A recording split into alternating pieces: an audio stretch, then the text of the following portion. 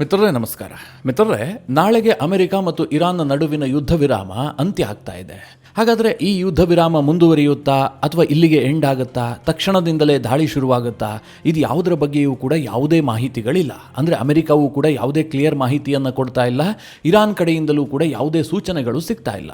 ಇದೆಲ್ಲದರ ಮಧ್ಯದಲ್ಲೇ ಅಮೆರಿಕ ಮತ್ತು ಇರಾನ್ನ ನಡುವೆ ಸಮುದ್ರದಲ್ಲಿ ಬಡಿದಾಟ ಶುರುವಾಗ್ಬಿಟ್ಟಿದೆ. ಇರಾನ್ನ ಹಡಗನ್ನ ಅಮೆರಿಕ ವಶಕ್ಕೆ ಪಡೆದಿದೆ. ಇದಕ್ಕೆ ಪ್ರತಿಯಾಗಿ ಇರಾನ್ ಕೂಡ ಡ್ರೋನ್ ಅಟ್ಯಾಕ್ ಅನ್ನು ಮಾಡಿದೆ. ಇದು ಎರಡನೇ ಹಂತದ ಯುದ್ಧಕ್ಕೆ ಸ್ಟಾರ್ಟಿಂಗ್ ಪಾಯಿಂಟ್ ಆಗುವಂತ ಸಾಧ್ಯತೆಗಳಿದ್ದಾವೆ. ಈ ನಡುವೆ ಟ್ರಂಪ್ಗೆ ಆಸಿಮ್ ಮುನೀರ್ ಕಾಲ್ ಮಾಡಿದ್ದಾನೆ. ಇಬ್ಬರ ನಡುವೆ ಬಹಳ ಸುದೀರ್ಘವಾದಂತಹ ಮಾತುಕತೆ ನಡೆದಿದೆ. ಈ ಸಂದರ್ಭದಲ್ಲಿ ಆಸಿಮ್ ಮುನೀರ್ ಟ್ರಂಪ್ಗೆ ಮಹತ್ವದ ಬೇಡಿಕೆಯನ್ನು ಇಟ್ಟಿದ್ದಾನೆ. ನಿಮ್ಮ ಈ ಒಂದು ತೀರ್ಮಾನದ ಕಾರಣದಿಂದಾಗಿ ಶಾಂತಿ ಸ್ಥಾಪನೆ ಸಾಧ್ಯ ಆಗ್ತಾ ಇಲ್ಲ, ಇಲ್ಲದೆ ಹೋದರೆ ಶಾಂತಿ ಮಾತುಕತೆ ಯಶಸ್ವಿಯಾಗಿ ನಡೀತಾ ಇತ್ತು ಅಂತ ಆಸಿಮ್ ಮುನೀರ್ ಟ್ರಂಪ್ಗೆ ಒಂದು ಡಿಮ್ಯಾಂಡನ್ನು ಕೂಡ ಇಟ್ಟಿದ್ದಾನೆ. ಅತ್ತ ಇರಾನ್ ಎರಡನೇ ಹಂತದ ಮಾತುಕತೆಗೆ ಬರೋದಕ್ಕೆ ನಿರಾಕರಿಸಿದೆ. ಅಂತಹ ಯಾವುದೇ ಯೋಚನೆ ನಮ್ಮ ತಲೆಯಲ್ಲಿಲ್ಲ ಅಂತ ಇರಾನ್ ಸ್ಪಷ್ಟಪಡಿಸಿದೆ. ಸಾಕಷ್ಟು ಮಹತ್ವದ ಡೆವಲಪ್ಮೆಂಟ್ಗಳಾಗಿದ್ದಾವೆ. ಒನ್ ಬೈ ಒನ್ ನಿಮಗೆ ವಿವರಿಸ್ತಾ ಹೋಗ್ತೀನಿ. ನೀವು ಈ ವಿಡಿಯೋನ ಕೊನೆವರೆಗೂ ಮಿಸ್ ಮಾಡದೆ ನೋಡಿ. ಈ ಹಿಂದಿನ ವಿಡಿಯೋದಲ್ಲೇ ನಾನು ನಿಮಗೊಂದು ಮಾಹಿತಿ ಕೊಟ್ಟಿದ್ದೆ. ಅದೇನು ಕೇಳಿದ್ರೆ, ಅಮೆರಿಕ ತನ್ನ ನೇವಲ್ ಬ್ಲಾಕೇಡನ್ನು ನೆಕ್ಸ್ಟ್ ಲೆವೆಲ್ಗೆ ತೆಗೆದುಕೊಂಡು ಹೋಗೋದಕ್ಕೆ ಯತ್ನ ಮಾಡ್ತಾ ಇದೆ, ಆ ರೀತಿಯ ಯೋಜನೆಯನ್ನು ರೂಪಿಸಿಕೊಂಡಿದೆ ಅಂತ. ಅಮೆರಿಕದ ಮುಂದಿನ ಪ್ಲಾನ್ ಇರುವಂತಹದ್ದು ಇರಾನ್ನ ಹಡಗುಗಳನ್ನು ವಶಕ್ಕೆ ಪಡೆಯುವಂತಹದ್ದು. ಇಷ್ಟು ದಿನ ಏನು ಬೆದರಿಸಿ ವಾಪಸ್ ಕಳಿಸ್ತಾ ಇದ್ರಲ್ಲ, ಇನ್ಮುಂದೆ ಹಾಗಾಗೋದಿಲ್ಲ. ಅಮೆರಿಕದ ಸೇನೆ ಅದನ್ನು ವಶಕ್ಕೆ ಪಡೆಯೋದಕ್ಕೆ ಯತ್ನ ಮಾಡುತ್ತೆ, ಅದರ ಮೇಲೆ ಅಟ್ಯಾಕ್ ಮಾಡುವಂಥ ಸಾಧ್ಯತೆಗಳು ಕೂಡ ಇರ್ತವೆ ಅಂತ ನಿನ್ನೆಯ ವಿಡಿಯೋದಲ್ಲೇ ತಿಳಿಸ್ಕೊಟ್ಟಿದ್ದೆ. ಅಮೆರಿಕ ಸದ್ಯ ಅದೇ ನಡೆಯನ್ನು ಅನುಸರಿಸಿದೆ. ಒಮಾನ್ ಸಮುದ್ರದಲ್ಲಿ ಇರಾನ್ಗೆ ಸೇರಿದಂತಹ ಒಂದು ಹಡಗನ್ನ ಅಮೆರಿಕ ದಾಳಿ ಮಾಡಿ ವಶಕ್ಕೆ ಪಡೆದಿದೆ. ಇದರ ಬಗ್ಗೆ ಸೆಂಟ್ಕಾಮ್ ಈಗ ವಿಡಿಯೋವನ್ನು ಕೂಡ ರಿಲೀಸ್ ಮಾಡಿದೆ. ಮೊದಲಿಗೆ ಆ ಹಡಗಿಗೆ ಎಚ್ಚರಿಕೆ ಕೊಡಲಾಗಿದೆ. ನಂತರದಲ್ಲಿ ಅಮೆರಿಕ ತನ್ನ ಡಿಸ್ಟ್ರಾಯರ್ಗಳನ್ನು ಬಳಸಿಕೊಂಡು ಹಡಗಿನ ಇಂಜಿನ್ ಭಾಗಕ್ಕೆ ಹೊಡೆದಿದೆ. ಹೀಗಾಗಿ ಹಡಗು ಸಮುದ್ರದ ಮಧ್ಯದಲ್ಲೇ ನಿಷ್ಕ್ರಿಯಗೊಂಡಿದೆ. ತಕ್ಷಣ ಅಮೆರಿಕದ ಸೈನಿಕ ಸಿಬ್ಬಂದಿಗಳು ಹೆಲಿಕಾಪ್ಟರ್ನಲ್ಲಿ ಹೋಗಿ ಆ ಇರಾನ್ನ ಹಡಗಿನ ಮೇಲೆ ಲ್ಯಾಂಡ್ ಆಗಿದ್ದಾರೆ. ಆ ಹಡಗನ್ನು ಪರಿಶೀಲಿಸಿ ಅದನ್ನು ವಶಕ್ಕೆ ಪಡೆದಿದ್ದಾರೆ. ಮಿತ್ರರೇ, ಇದು ಬಹಳ ದೊಡ್ಡ ಘಟನೆ. ಇದರಿಂದ ಇರಾನ್ ಕೆರಳಿ ಕೆಂಡ ಆಗ್ಬಿಟ್ಟಿದೆ. ಒಂದು ಕಡೆ ಯುದ್ಧ ವಿರಾಮ ಇದೆ, ಇನ್ನೊಂದು ಕಡೆ ನೇವಲ್ ಬ್ಲಾಕೇಡ್ ಮಾಡಿದಿರಿ. ಇದೆಲ್ಲದರ ಮಧ್ಯದಲ್ಲಿ ನಮ್ಮ ಹಡಗನ್ನು ವಶಪಡಿಸಿಕೊಂಡಿರುವಂತಹದ್ದು ಇರಾನ್ ಹಕ್ಕುಗಳ ಉಲ್ಲಂಘನೆ ಆಗಿದೆ. ಇದಕ್ಕೆ ನಾವು ಪ್ರತೀಕಾರ ತೀರಿಸ್ಕೊಳ್ತೀವಿ ಅಂತ ಅಮೆರಿಕದ ನೇವಿ ಶಿಪ್ಗಳ ಮೇಲೆ ಡ್ರೋನ್ ಅಟ್ಯಾಕ್ ಮಾಡಿದೆ. ಅದರ ಜೊತೆಗೆ ಅವರೊಂದು ಹೇಳಿಕೆಯನ್ನು ಕೂಡ ರಿಲೀಸ್ ಮಾಡಿದ್ದಾರೆ. ನಾವಿಷ್ಟಕ್ಕೆ ಸುಮ್ಮನಾಗೋದಿಲ್ಲ, ಮುಂದೆ ನಮ್ಮ ಪ್ರತೀಕಾರ ಇನ್ನೂ ಕೂಡ ಜೋರಾಗಿರುತ್ತೆ, ಅಂದರೆ ತೀವ್ರತರವಾದಂತಹ ಪ್ರತೀಕಾರವನ್ನು ತೆಗೆದುಕೊಳ್ತೀವಿ ಅಂತ ಇರಾನ್ ಅಮೆರಿಕಾಗೆ ಎಚ್ಚರಿಸಿದೆ. ಈ ಘಟನೆಗೆ ಯಾಕಷ್ಟು ಮಹತ್ವ ಇದೆ ಕೇಳಿದ್ರೆ, ಮಿತ್ರರೇ, ನಿಮಗೆ ನೆನಪಿರಲಿ, ನಾಳೆಗೆ ಅಮೆರಿಕ ಮತ್ತು ಇರಾನ್ನ ನಡುವೆ ಆದಂತಹ 2 ವಾರಗಳ ಯುದ್ಧ ವಿರಾಮ ಅಂತ್ಯ ಆಗ್ತಾ ಇದೆ. ಈಗ ಇರುವಂತಹ ಪ್ರಶ್ನೆ ಏನು ಕೇಳಿದ್ರೆ, ಅಮೆರಿಕ ಯುದ್ಧ ವಿರಾಮವನ್ನು ಮುಂದುವರಿಸುತ್ತಾ, ಮುಂದಿನ ಹಂತದ ಮಾತುಕತೆ ಆಗುವವರೆಗೂ ಕೂಡ ಯುದ್ಧ ವಿರಾಮ ಕಂಟಿನ್ಯೂ ಆಗುತ್ತೆ ಅಂತ ಟ್ರಂಪ್ ಹೇಳ್ತಾರಾ, ಅಥವಾ ತಕ್ಷಣದಿಂದಲೇ ದಾಳಿ ಪುನರಾರಂಭಗೊಳ್ಳುತ್ತಾ? ಈ ಬಗ್ಗೆ ಸಾಕಷ್ಟು ಪ್ರಶ್ನೆಗಳಿದ್ವಲ್ಲ. ಅದರ ನಡುವೆ ಈ ಹಡಗನ್ನು ವಶಕ್ಕೆ ಪಡೆದಿರೋದಿದೆಯಲ್ಲ, ಇರಾನ್ಗೆ ಪ್ರಚೋದನೆ ಕೊಟ್ಟಂತೆ ಮಾಡಿದೆ. ಈಗ ಇರಾನ್ ಕಡೆಯಿಂದಲೇ ದಾಳಿ ತೀವ್ರಗೊಳ್ಳುವಂತಹ ಸಾಧ್ಯತೆಗಳು ಕೂಡ ಇದ್ದಾವೆ. ಇದೆಲ್ಲದರ ನಡುವೆ ಮುಂದಿನ ಹಂತದ ಮಾತುಕತೆಗೋಸ್ಕರವಾಗಿ ಪಾಕಿಸ್ತಾನ ಬಹಳಷ್ಟು ತಯಾರಿ ಮಾಡಿಕೊಳ್ತಾ ಇದೆ. ಅದರ ಬಗ್ಗೆ ನಾನು ಮುಂದೆ ವಿವರಿಸ್ತೀನಿ. ಆದರೆ ಇರಾನ್ನ ನಿಲುವು ಇದುವರೆಗೆ ಸ್ಪಷ್ಟ ಇಲ್ಲ. ಒಂದು ಕಡೆ ಇರಾನ್ನ ಅಧ್ಯಕ್ಷರು ಹೇಳ್ತಾರೆ, ಯುದ್ಧದಿಂದ ಯಾವುದಕ್ಕೂ ಪರಿಹಾರ ಇಲ್ಲ, ಡಿಪ್ಲೊಮೆಸಿ ಮೂಲಕವಾಗಿ ಎಲ್ಲದಕ್ಕೂ ಪರಿಹಾರವನ್ನು ಕಂಡುಕೊಳ್ಳಬೇಕು, ಶಾಂತಿ ಮಾರ್ಗವನ್ನು ಅನುಸರಿಸಬೇಕು, ಬ್ಯಾಲೆನ್ಸ್ ಆಫ್ ಅಪ್ರೋಚ್ ಇದ್ದರೆ ಎಲ್ಲದಕ್ಕೂ ಪರಿಹಾರ ಕಂಡುಕೊಳ್ಳೋದಕ್ಕೆ ಸಾಧ್ಯ ಇದೆ. ಹೀಗಂತ ಅಮೆರಿಕಾಗೆ ಇರಾನ್ನ ಅಧ್ಯಕ್ಷರು ಒಂದು ಸಲಹೆ ಕೊಟ್ಟಿದ್ದಾರೆ. ಅಂದರೆ ನಾವು ಮಾತುಕತೆಗೆ ಸಿದ್ಧ ಇದ್ದೀವಿ, ರಾಜತಾಂತ್ರಿಕ ಮಾರ್ಗದ ಮೂಲಕವಾಗಿ ಇದಕ್ಕೆ ಪರಿಹಾರ ಕಂಡುಕೊಳ್ಳೋದಕ್ಕೆ ಸಾಧ್ಯ ಇದೆ ಅಂತ ಅಧ್ಯಕ್ಷರು ಹೇಳ್ತಾರೆ. ಇರಾನ್ನ ಅಧ್ಯಕ್ಷರು ಮೊದಲ ದಿನದಿಂದ ಈವರೆಗೆ ಕೊಡ್ತಾ ಇರುವಂತಹ ಯಾವ ಸ್ಟೇಟ್ಮೆಂಟ್ಗಳು ಕೂಡ ಯುದ್ಧಕ್ಕೆ ಪೂರಕವಾಗಿಲ್ಲ. ಒಂದು ಹಂತಕ್ಕೆ ಗೊತ್ತಾಗುತ್ತೆ ಅವರಿಗೆ ಯುದ್ಧ ಇಷ್ಟ ಇಲ್ಲ ಅಂತ. ಆದರೆ ಇರಾನ್ ಯುದ್ಧ ಮಾಡ್ತಿರೋದು IRGC ಕಾರಣದಿಂದಾಗಿ. ಅಧ್ಯಕ್ಷರೇನೋ ಹೀಗೆ ಹೇಳಿದ್ರು, ಯುದ್ಧದಿಂದ ಪರಿಹಾರ ಇಲ್ಲ, ಯಾರಿಗೂ ಲಾಭ ಆಗೋದಿಲ್ಲ ಅಂತ. ಅತ್ತ ಕಡೆಯಲ್ಲಿ ಇರಾನ್ನ ವಿದೇಶಾಂಗ ಇಲಾಖೆಯ ವಕ್ತಾರನಾಗಿರುವಂತಹ ಇಸ್ಮಾಯಿಲ್ ಬಾಗೇಯಿ ಇದಕ್ಕೆ ತದ್ವಿರುದ್ಧವಾದಂತಹ ಸ್ಟೇಟ್ಮೆಂಟ್ ಅನ್ನು ಕೊಟ್ಟಿದ್ದಾರೆ. ನಾವು ಎರಡನೇ ಹಂತದ ಮಾತುಕತೆಯಲ್ಲಿ ಭಾಗಿಯಾಗುವಂತಹ ಸಾಧ್ಯತೆಗಳು ಕಡಿಮೆ ಇದೆ, ನಮಗೆ ಯಾವುದೇ ನಂಬಿಕೆ ಉಳಿದಿಲ್ಲ, ಯುದ್ಧ ವಿರಾಮದ ಸ್ಪಷ್ಟ ಉಲ್ಲಂಘನೆಯಾಗಿದೆ, ಲೆಬನಾನ್ ಒಪ್ಪಂದದ ಉಲ್ಲಂಘನೆಯೂ ಕೂಡ ಆಗಿದೆ, ಅಮೆರಿಕ ಯಾವುದೇ ರೀತಿಯಲ್ಲೂ ವಿಶ್ವಾಸವನ್ನೇ ಉಳಿಸಿಕೊಂಡಿಲ್ಲ. ಇಂತಹ ಸಂದರ್ಭದಲ್ಲಿ ನಾವು ಮಾತುಕತೆಯ ಆಯ್ಕೆಯನ್ನು ಕೈಗೆತ್ತಿಕೊಳ್ಳುವ ಸಾಧ್ಯತೆಗಳು ತೀರಾ ಕಡಿಮೆ ಇದೆ ಅಂತ ಇರಾನ್ ವಿದೇಶಾಂಗ ಇಲಾಖೆಯ ವಕ್ತಾರ ಹೇಳಿಕೆ ಕೊಟ್ಟಿದ್ದಾರೆ. ಅದರ ಜೊತೆಗೆ ಇದೇ ಇಸ್ಮಾಯಿಲ್ ಬಾಗೇಯಿ ಇನ್ನೊಂದು ಸ್ಫೋಟಕ ಹೇಳಿಕೆಯನ್ನು ಕೊಟ್ಟಿದ್ದಾರೆ. ಅದೇನು ಕೇಳಿದ್ರೆ, ನಮ್ಮ ಭೂಮಿ ನಮಗೆ ಎಷ್ಟು ಪವಿತ್ರವೋ ಅಷ್ಟೇ ಪವಿತ್ರವಾದದ್ದು ನಮ್ಮ ಯುರೇನಿಯಂ ಕೂಡ. ಹೀಗಾಗಿ ನಾವು ಎನ್ರಿಚ್ ಮಾಡಿರುವಂತಹ ಯುರೇನಿಯಂ ಅನ್ನ ಹಸ್ತಾಂತರವನ್ನು ಮಾಡೋದಿಲ್ಲ, ಹಾಗೆ ಅದನ್ನ ಡೈಲ್ಯೂಟ್ ಕೂಡ ಮಾಡೋದಿಲ್ಲ. ಎನ್ರಿಚ್ ಯುರೇನಿಯಂ ಅನ್ನ ಬೇರೆ ದೇಶಕ್ಕೆ ಹಸ್ತಾಂತರ ಮಾಡುವಂತಹ ಪ್ರಸ್ತಾವನೆಯೇ ನಮ್ಮ ಮುಂದಿಲ್ಲ ಅಂತ ಇಸ್ಮಾಯಿಲ್ ಬಾಗೇಯಿ ಸ್ಟೇಟ್ಮೆಂಟ್ ಕೊಟ್ಟಿದ್ದಾರೆ. ಅಲ್ಲಿಗೆ ಸ್ಪಷ್ಟ ಆಗ್ತಿರೋದೇನು, ಟ್ರಂಪ್ ಹೇಳ್ತಾ ಇದ್ದಾರೆ ಎನ್ರಿಚ್ ಯುರೇನಿಯಂ ಅನ್ನ ಇರಾನ್ ನಮಗೆ ಕೊಡೋದಕ್ಕೆ ಸಿದ್ಧ ಇದೆ, ನಾವು ಅದನ್ನು ವಶಪಡಿಸಿಕೊಂಡ್ರೆ ಈ ಯುದ್ಧ ಮುಗ್ದೇ ಹೋಯ್ತು ಅನ್ನುವ ಹಂತದಲ್ಲಿ ಟ್ರಂಪ್ ಮಾತನಾಡ್ತಾ ಇದ್ದಾರೆ. ಆದರೆ ಇರಾನ್ ಹೇಳ್ತಾ ಇದೆ 1 ಗ್ರಾಮ್ ಕೂಡ ನಿಮಗೆ ಕೊಡೋದಿಲ್ಲ ಅಂತ. ಇದನ್ನೆಲ್ಲ ನೋಡಿದಾಗ ಇರಾನ್ ಮತ್ತೊಂದು ಸುತ್ತಿನ ಯುದ್ಧಕ್ಕೆ ತಯಾರಾಗಿದೆಯಾ ಈ ಅನುಮಾನವೂ ಕೂಡ ಬರ್ತಾ ಇದೆ. ಅದೇನು ಯುದ್ಧ ಮಾಡ್ತಾರೋ ನನಗಂತೂ ಅರ್ಥ ಆಗ್ತಿಲ್ಲ. ಅವರ ಮೊಂಡುತನವನ್ನು ನೋಡಿದ್ರೆ ಇರಾನನ್ನು ಯಾವ ಹಂತಕ್ಕೆ ತೆಗೆದುಕೊಂಡು ಹೋಗ್ತಾರೆ ಅಂತ ಕೂಡ ಅರ್ಥ ಆಗ್ತಾ ಇಲ್ಲ. ಈಗಾಗಲೇ ಇರಾನ್ನಲ್ಲಿ ಎನರ್ಜಿ ಕ್ರೈಸಿಸ್ ಆಗಿದೆ. US ನೇವಲ್ ಬ್ಲಾಕೇಡ್ ಕಾರಣದಿಂದಾಗಿ ಅಗತ್ಯ ವಸ್ತುಗಳ ಕೊರತೆ ಶುರುವಾಗಿದೆ. ಫೆಬ್ರವರಿ 28ರಿಂದ ಇವತ್ತಿನವರೆಗೂ ಕೂಡ ಇರಾನ್ನಲ್ಲಿ ಇಂಟರ್ನೆಟ್ ಲಭ್ಯವಿಲ್ಲ. ಕೆಲವು ಆಯ್ದ ಮಂದಿಗೆ ಮಾತ್ರ ಇಂಟರ್ನೆಟ್ ಸಿಗ್ತಾ ಇದೆ. ಅಂತಹ ಪರಿಸ್ಥಿತಿಯಲ್ಲಿ ಇಡೀ ಇರಾನ್ ಮುಳುಗಿದೆ.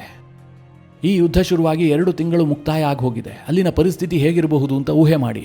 ಅಂತಹದ್ರಲ್ಲಿ ನಾವೀಗಲೂ ಕೂಡ ಮಾತುಕತೆಗೆ ಬಗ್ಗೋದಿಲ್ಲ, ನಮಗದು ಬೇಕು ಇದು ಬೇಕು, ಸಿಕ್ಕಾಪಟ್ಟೆ ಮೊಂಡುತನ ಮಾಡೋದಿದೆಯಲ್ಲ, ಇದು ಇರಾನ್ನ ಭವಿಷ್ಯಕ್ಕೆ ಇನ್ನಷ್ಟು ಮಾರಕವಾಗತ್ತೆ ಹೊರತು ಪೂರಕವಂತೂ ಆಗೋದಿಲ್ಲ. ಇದರ ನಡುವೆ ಭಾರತದ ಹಡಗಿನ ಮೇಲೆ ಇರಾನ್ ಅಟ್ಯಾಕ್ ಮಾಡಿದ ಬಳಿಕ ಅವರೊಂದು ಸ್ಟೇಟ್ಮೆಂಟ್ ಅನ್ನು ರಿಲೀಸ್ ಮಾಡಿದ್ರು. ನಾವು ಸ್ಟ್ರೀಟ್ ಆಫ್ ಹರ್ಮೋಸ್ ಅನ್ನು ಟೋಟಲಿ ಬಂದ್ ಮಾಡ್ತಾ ಇದ್ದೀವಿ, ಯಾರಿಗೂ ಕೂಡ ಅವಕಾಶ ಇಲ್ಲ ಅಂತ. ಆದರೆ ಈಗ ಕೆಪ್ಲರ್ ವರದಿಯ ಪ್ರಕಾರ ಸ್ಟ್ರೀಟ್ ಆಫ್ ಹರ್ಮೋಸ್ ಓಪನ್ ಕಂಡೀಷನ್ ನಲ್ಲೇ ಇದೆ. ಕಳೆದ 1 ದಿನದಲ್ಲಿ ಸ್ಟ್ರೀಟ್ ಆಫ್ ಹರ್ಮೋಸ್ ನಲ್ಲಿ ಒಟ್ಟು 20 ಹಡಗುಗಳ ಸಂಚಾರ ಆಗಿದೆ.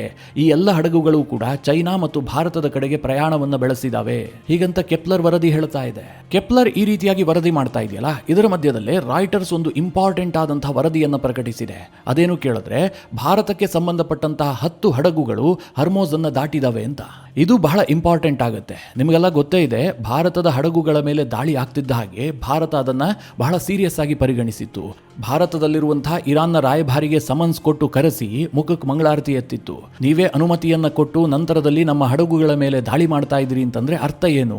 ನಾವು ಸುಮ್ಮನೆ ಇದೀವಿ ಇಂದ ಮಾತ್ರಕ್ಕೆ ಅದು ನಮ್ಮ ವೀಕ್ನೆಸ್ ಅಲ್ಲ, ನಮಗೂ ಕೂಡ ರಿಯಾಕ್ಟ್ ಮಾಡೋದಕ್ಕೆ ಬರುತ್ತೆ. ಭಾರತದ ಕಡೆಯಿಂದ ಇರಾನ್ಗೆ ಬಹಳ ಖಾರವಾದಂತಹ ಪ್ರತಿಕ್ರಿಯೆ ಸಿಕ್ಕಿತ್ತು.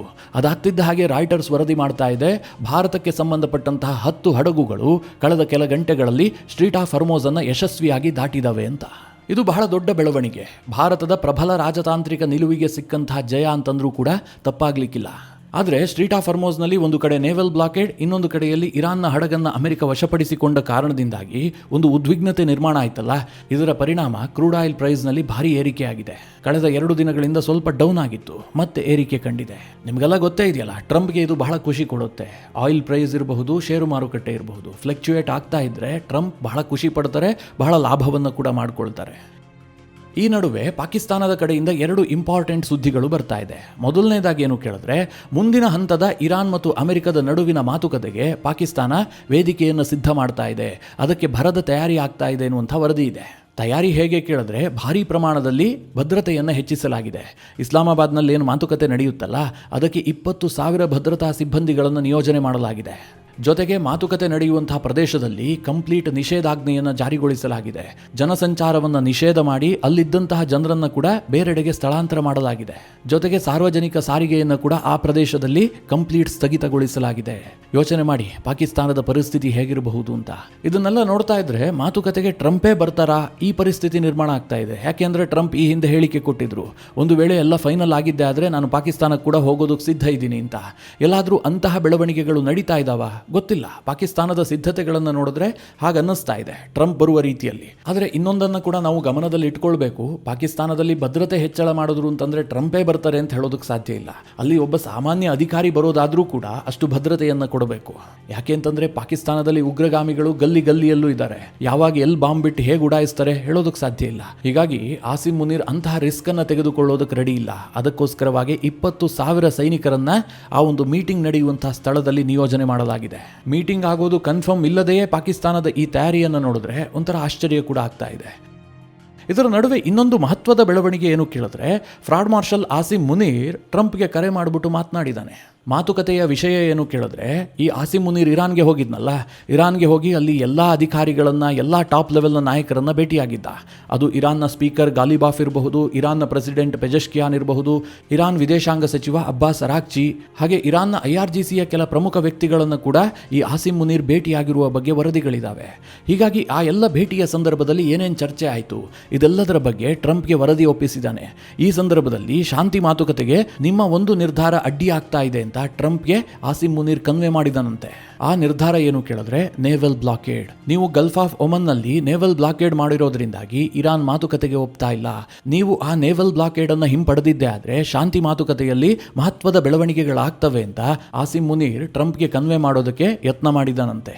ಇದಕ್ಕೆ ಟ್ರಂಪ್ ನೀವು ಹೇಳಿದಂಥ ಮಾತನ್ನು ನಾನು ಕನ್ಸಿಡರ್ ಮಾಡ್ತೀನಿ ಹೀಗಂತ ಕೂಡ ಹೇಳಿದರಂತೆ. ಅಂದರೆ ಟ್ರಂಪ್ ಅವರ ಈ ಮಾತನ್ನು ಕೇಳಿದ್ರೆ ಸಡನ್ನಾಗಿ ನೇವಲ್ ಬ್ಲಾಕೇಡನ್ನು ಹಿಂಪಡೆದು ಬಿಟ್ಟು ಇರಾನ್ ಜೊತೆಗೆ ಮಾತುಕತೆ ಅಂತ ಘೋಷಣೆ ಮಾಡಿದ್ರು ಏನು ಆಶ್ಚರ್ಯ ಇಲ್ಲ. ಯುದ್ಧ ವಿರಾಮ ಅಂತ್ಯ ಆಗ್ತಾ ಇರುವಂತಹ ಈ ಸಂದರ್ಭದಲ್ಲಿ ಟ್ರಂಪ್ ಅವರ ಪ್ರತಿ ನಿರ್ಧಾರಗಳು ಕೂಡ ತೀರಾ ಮಹತ್ವವನ್ನು ಪಡೆದುಕೊಂಡಿರುತ್ತೆ. ಸದ್ಯದ ಪರಿಸ್ಥಿತಿಯನ್ನು ನೋಡಿದ್ರೆ ಯುದ್ಧ ಪುನರಾರಂಭಗೊಳ್ಳುವಂಥ ಸಾಧ್ಯತೆಗಳು ಹೆಚ್ಚಿದೆ ಅಂತ ಅನ್ನಿಸ್ತಾ ಇದೆ. ಆದರೆ ಟ್ರಂಪ್ ಯುದ್ಧವನ್ನು ಬಯಸ್ತಾ ಇದ್ದಾರಾ ಅಥವಾ ಶಾಂತಿಯನ್ನು ಬಯಸ್ತಾ ಇದ್ದಾರಾ ಇದ್ರ ಬಗ್ಗೆ ಯಾವುದೇ ಕನ್ಫರ್ಮೇಷನ್ ಸಿಗ್ತಾ ಇಲ್ಲ. ಅವರ ಒಂದೊಂದು ನಿರ್ಧಾರಗಳು ಕೂಡ ತದ್ವಿರುದ್ಧವಾಗಿರ್ತವೆ. ಒಂದು ಕಡೆ ನೇವಲ್ ಬ್ಲಾಕೇಡ್ ಅಂತಾರೆ, ಇನ್ನೊಂದು ಕಡೆ ಮಾತುಕತೆ ಅಂತಾರೆ, ಮತ್ತೊಂದು ಕಡೆಯಲ್ಲಿ ಇರಾನ್ನ ಹಡಗನ್ನು ವಶಕ್ಕೆ ಪಡೆದು ಪರಿಸ್ಥಿತಿಯನ್ನು ಹದಗೆಡಿಸಿದ್ದಾರೆ. ಹೀಗಾಗಿ ಮುಂದಿನ 24 ಗಂಟೆಗಳು ಬಹಳ ಮಹತ್ವವನ್ನು ಪಡೆದುಕೊಳ್ಳುತ್ತೆ. ಈ ಯುದ್ಧದ ದಿಕ್ಕನ್ನು ಕೂಡ ನಿರ್ಧಾರ ಮಾಡುತ್ತೆ.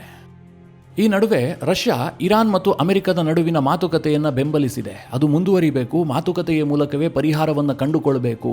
ರಷ್ಯಾ ಯಾವತ್ತೂ ಕೂಡ ಆ ಮಾತುಕತೆಯನ್ನು ಬೆಂಬಲಿಸುತ್ತೆ ಅಂತ ಕ್ರೆಮ್ಲಿನ್ನ ವಕ್ತಾರ ಹೇಳಿಕೆ ಕೊಟ್ಟಿದ್ದಾರೆ. ಒಂದು ವೇಳೆ ಮಾತುಕತೆಯನ್ನು ಈ ಹಂತದಲ್ಲಿ ನಿಲ್ಲಿಸಿದ್ದೇ ಆದರೆ ಮತ್ತೆ ಯುದ್ಧದ ಪರಿಸ್ಥಿತಿ ಉಂಟಾಗುತ್ತೆ. ಅದಾಗೋದಕ್ಕೆ ಅವಕಾಶವನ್ನು ಕೊಡಬಾರ್ದು. ಈ ಯುದ್ಧದಲ್ಲಿ ಇದುವರೆಗೆ ನಾವು ಯಾವುದೇ ಮಧ್ಯವರ್ತಿಯ ಕೆಲಸವನ್ನು ಮಾಡಿಲ್ಲ. ಒಂದು ವೇಳೆ ಅವಶ್ಯಕತೆ ಬಂದಿದ್ದೇ ಆದರೆ ಶಾಂತಿಗೋಸ್ಕರವಾಗಿ ನಾವು ಎಲ್ಲ ಮಾರ್ಗವನ್ನು ಅನುಸರಿಸೋದಕ್ಕೆ ಸಿದ್ಧ ಇದ್ದೀವಿ, ಯಾವುದೇ ರೀತಿಯ ಸಹಾಯವನ್ನು ಬೇಕಾದರೂ ಮಾಡ್ತೀವಿ ಅಂತ ರಷ್ಯಾ, ಅಮೆರಿಕ ಮತ್ತು ಇರಾನ್ಗೆ ಮೆಸೇಜನ್ನು ಪಾಸ್ ಮಾಡಿದೆ. ಆದರೆ ಟ್ರಂಪ್ ಇದಾರಲ್ಲ, ಈ ಕ್ರೆಡಿಟನ್ನೆಲ್ಲ ರಷ್ಯಾ ಕೊಡೋದಕ್ಕೆ ಸಿದ್ಧ ಇಲ್ಲ. ಅದೇ ಟ್ರಂಪ್ ಉಕ್ರೇನ್ ಮತ್ತು ರಷ್ಯಾದ ಯುದ್ಧವನ್ನು ನಿಲ್ಲಿಸೋದಕ್ಕೆ ಹೋಗ್ತಾರೆ, ಅದರ ಕ್ರೆಡಿಟ್ ಟ್ರಂಪ್ಗೆ ಬೇಕು. ಆದರೆ ಈ ಯುದ್ಧ ನಿಲ್ಲಿಸಿದಂತಹ ಕ್ರೆಡಿಟ್ ರಷ್ಯಾಗೆ ಸಿಗೋದು ಟ್ರಂಪ್ಗೆ ಬೇಕಾಗಿಲ್ಲ. ಅದೇನೇ ಇದ್ರೂ ಕೂಡ ಪಾಕಿಸ್ತಾನಕ್ಕೆ ಸಿಗಬೇಕು, ಪಾಕಿಸ್ತಾನದ ಫ್ರಾಡ್ ಮಾರ್ಷಲ್ ಇನ್ನಷ್ಟು ಮೆರೆದಾಡಬೇಕು ಅಂತ ಟ್ರಂಪ್ ಬಯಸ್ತಾರೆ. ಮಿತ್ರರೇ, ಇದಿಷ್ಟು ಇರಾನ್ ಮತ್ತು ಅಮೆರಿಕದ ನಡುವೆ ಇತ್ತೀಚಿನ ಕೆಲ ಡೆವಲಪ್ಮೆಂಟ್ಗಳ ಕುರಿತಾದಂಥ ಮಾಹಿತಿ. ಈ ಬಗ್ಗೆ ಮುಂದೆ ಏನೇ ಡೆವಲಪ್ಮೆಂಟ್ ಆದರೂ ಕೂಡ ನಿಮಗೆ ತಿಳಿಸುವಂತಹ ಪ್ರಯತ್ನ ಮಾಡ್ತೀನಿ. ನಿಮಗೆ ಈ ವಿಡಿಯೋ ಇಷ್ಟವಾದರೆ ಲೈಕ್ ಮಾಡಿ. ಜೊತೆಗೆ ನೀವಿನ್ನೂ ನಿಮ್ಮ ನೆಚ್ಚಿನ ಸಂಸ್ಕಾರ ಸೌರಭ ಯೂಟ್ಯೂಬ್ ಚಾನಲ್ನ ಸಬ್ಸ್ಕ್ರೈಬ್ ಮಾಡಿಲ್ಲ ಅಂತಾದರೆ ಈ ಕೂಡಲೇ ಸಬ್ಸ್ಕ್ರೈಬ್ ಮಾಡಿ. ಮುಂದಿನ ಎಲ್ಲ ಅಪ್ಡೇಟ್ಗಳ ನೋಟಿಫಿಕೇಷನ್ಗಾಗಿ ಬೆಲ್ ಐಕಾನ್ ಒತ್ತಿ.